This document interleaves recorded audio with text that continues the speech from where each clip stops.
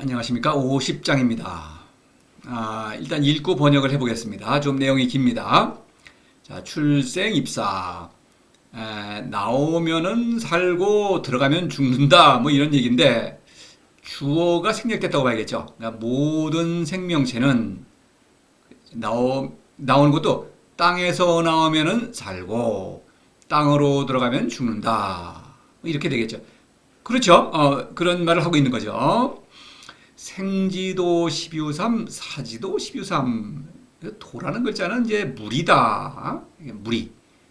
뭐 생도, 학도 이럴 때 도자 쓰죠.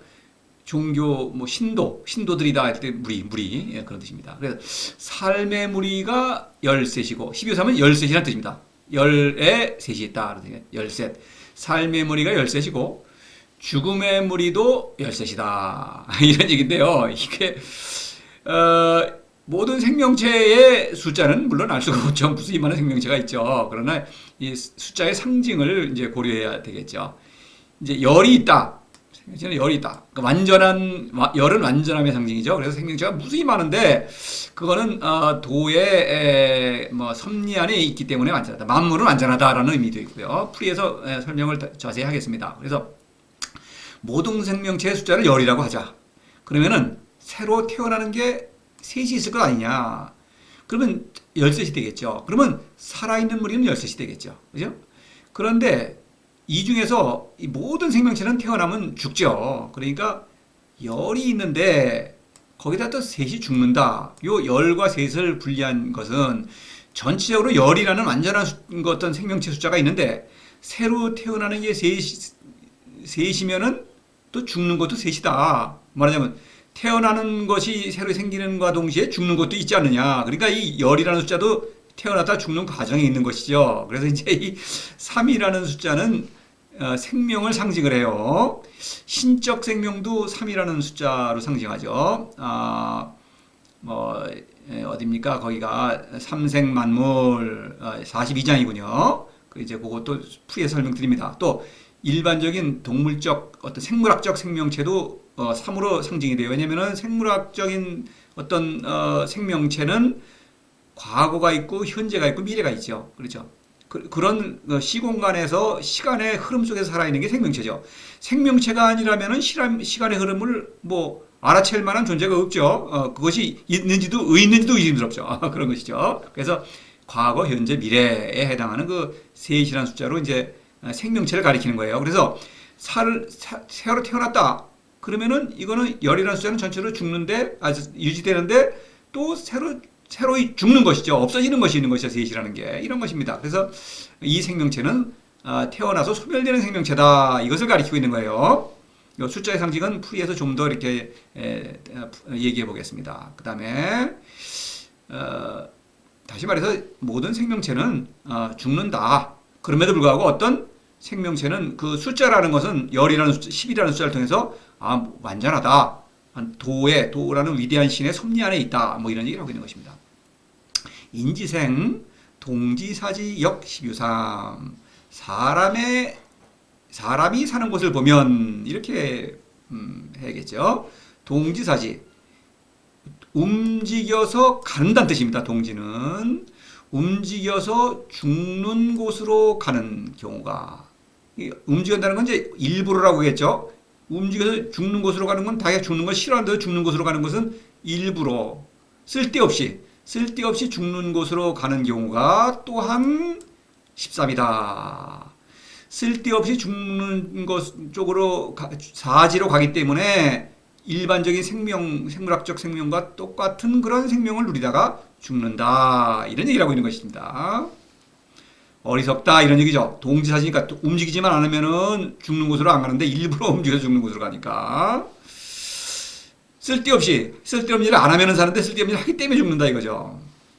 부하고 이기 생생지후.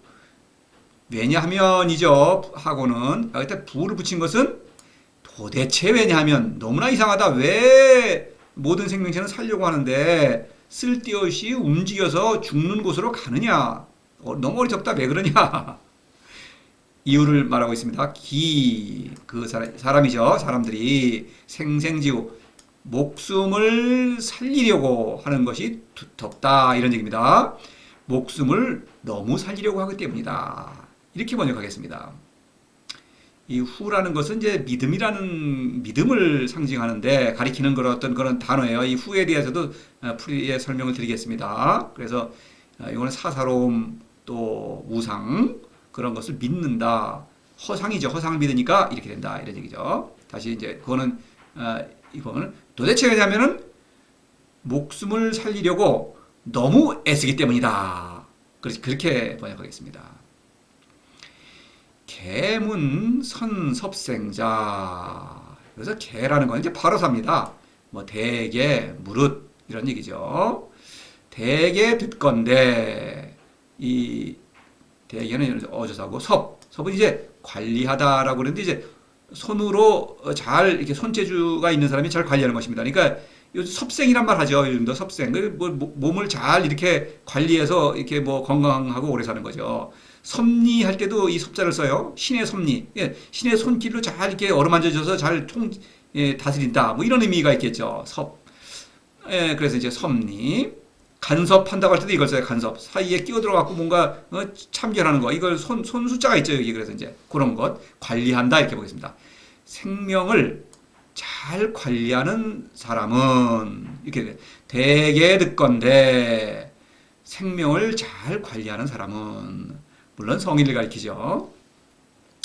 육행부루시호 입군 불피갑병. 그래서 우라는 글자가 있죠. 그 다음에 시라는 글자가 좀 낯서네요. 요 피라는 거 갑 이걸 봅시다. 우는 마주친다는 뜻이죠. 무는 조한다 이럴 때 쓰죠. 시는 웹불들소라고 그러는데 이제 요즘 말하면 컵불소 비슷한 거겠죠. 중국에 있었던 어떤 동물 짐승인데 지금은 멸종됐다고 합니다. 하여튼 간에 들소를 상상하면 되겠습니다. 뿔이 있는 들소입니다.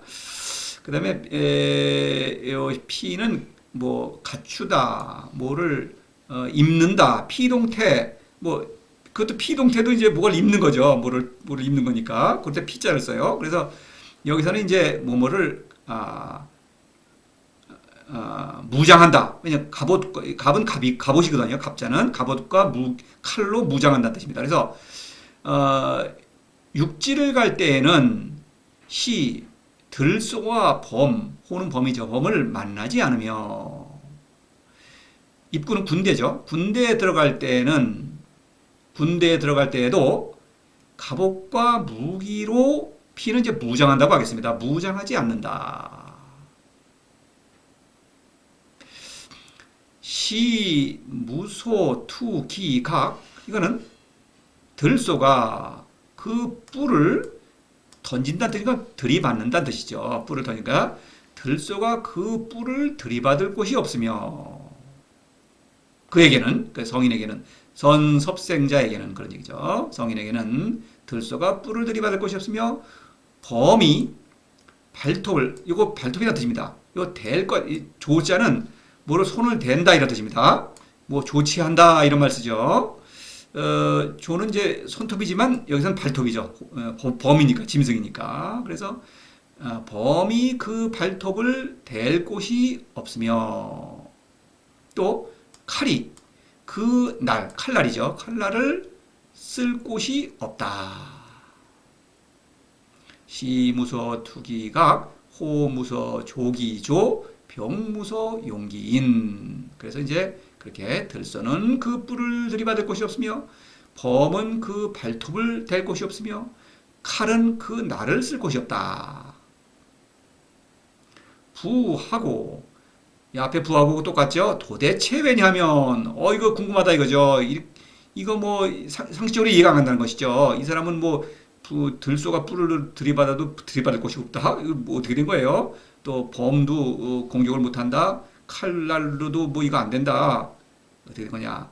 부하고 왜 그래? 도대체 왜냐면 이기무사지. 그에게는 죽는 것이 없기 때문이다. 사지 앞에 나왔죠. 동지사지. 그렇죠. 그래서 부하고를 기점으로 이 어떤 대비를 하고 있죠. 그거를 중심으로 해서 이걸 다시 보시면 이래요. 네.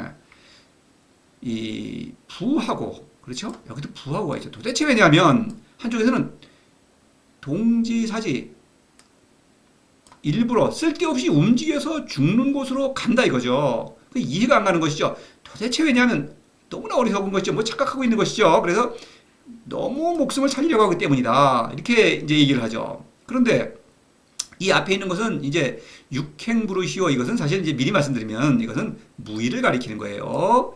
입구는 이제 애민치국을 가리킵니다. 노자는 애민치국을 전쟁에 비유하고 있죠. 앞으로도 계속 그렇습니다. 여기도 마찬가지예요. 그래서 무의에서는 여기서 이제 상징이죠. 상징을 고려하지 않으면 안 되겠죠. 미리 말씀드리면 시는 명예를 가리키고요. 호는 이거는 재물을 가리킵니다. 들소는 짝짓기철이 되면 순놈들이 막 평소에는 사이좋게 놀다가도 그죠? 초식동물은 평소에는 안 싸워요. 근데 짝짓기철이 되면 암투과를 차지하려고 순놈이 최우승자를 가리기 위해서 목숨을 걸고 싸웁니다. 남을 이겨야 되겠죠. 그래서 이제 이걸 명예를 가리키는 거고요. 호는 살코기를 먹죠. 잡아먹죠. 그 재물이죠. 그런데 이 살코기 빨리 먹어야 되죠. 이거 다른 데 가서 뺏어 먹을 수 있을 거 아닙니까? 그러니까 이 동물의 왕국 같은 데 보면은 이 호랑이가 이거 뭐 하나 잡으면은 이거 안전한 게 아닙니다. 다른 데 가서 뺏어 먹어요. 하이에나 같은 것도 와서 뺏어 먹고. 사자인가요? 그런 경우에 또 다른 놈들이 뺏어 먹죠. 다른 놈이. 그러니까 빨리 먹어야 됩니다. 그러니까 재물을 가리켜요. 그런 것이죠. 또 여기서 이것은 이제 율필비가병, 요거는 갑은 갑옷이죠. 이거는 이제 권위를 가리키고요. 병은 학문인데 특히 규범적인 남을 공격하는 용도니까 그걸 가리켜요. 그래서 이건 권력입니다. 권력의 권위와 규범 두 개, 또는 폭력이죠. 이거는 규범은 폭력적이죠. 상대방을 통제하는 것이니까. 그래서 이 권력을 가리킵니다. 그래서 성인은 재물과 명예를 욕심이 없고 권력도 추구하지 않기 때문에, 그렇죠. 그렇기 때문에 경쟁이 안 된다는 거죠. 그러니까 들소도 뿔을 들이봐야 경쟁을 안 하니까, 상대방은 경쟁하려고 명예를 경쟁하지 또 재물에 욕심이 있으니까 호랑이도 그거 공격할 일이 없죠. 재물을 내가 꽉 움켜쥐고 있으면 남이 탐을 내는데 재물에 욕심이 없기 때문에, 또 권력을 추구하지 않으니까 서로 칼을 들고 싸울 일이 없죠. 칼이라는 것은 이제 목숨을 정말 어떤 죽이는 것이죠. 남을 그런 얘기가 되죠.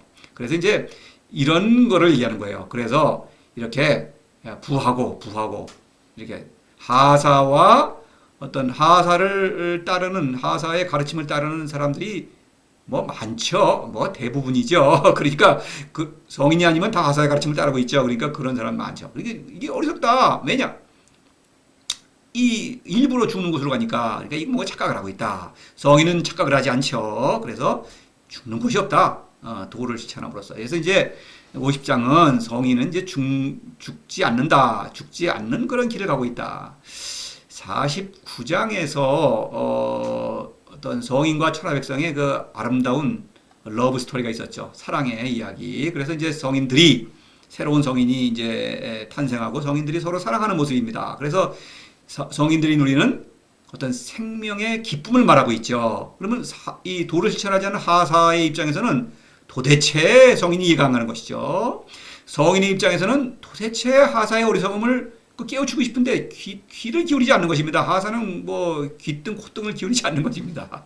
이런 어떤 평행선, 서로 만날 수 없는 평행선, 같은 세상을 살면서도 서로 다른 어떤 이해하지 못하는, 하사는 성인을 이해하지 못하지만 성인은 하사를 잘 이해하고 있죠. 사정을. 그래서 도를 끊임없이 권유하는 것입니다.